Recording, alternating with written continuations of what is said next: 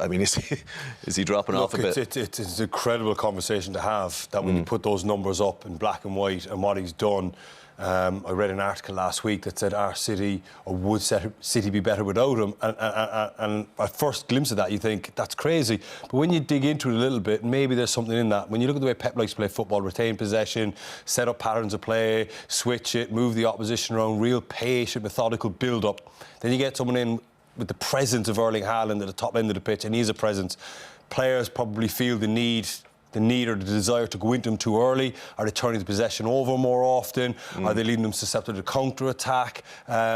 Is he bringing the most out of other players? When you think about how Man City used to play with a false number 9, coming into the 10 position, take centre-backs out of play, it's not as clear-cut, but it's impossible. It's a hard one. It's impossible. Richard, you might just have a look at this. It's hard to kind of, boil down the reasons why. There is definitely... Well, here's the team sheet. We'll get this out of the way first. It looks like it's a return to a back four, because Nathan Ake comes in. Obviously, there's no Kevin De Bruyne, there's no Laporte. Nathan Ake is in there. Akanji is in as well, though, Richard. So there's the last 11 games coming into this evening. Pep has changed at least one of his defensive players, and make that 12 now after this evening. What do you make of that team?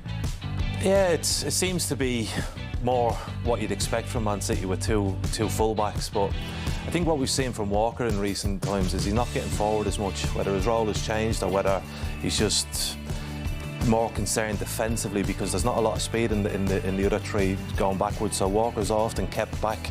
Ake, we know, is not going to be someone who overlaps outside, and so I think that's taken away from the way City are. When you've got two wide players like Grealish and Mahrez, both players play on their sort of not strong foot on their side wings, and they want to come inside all the time.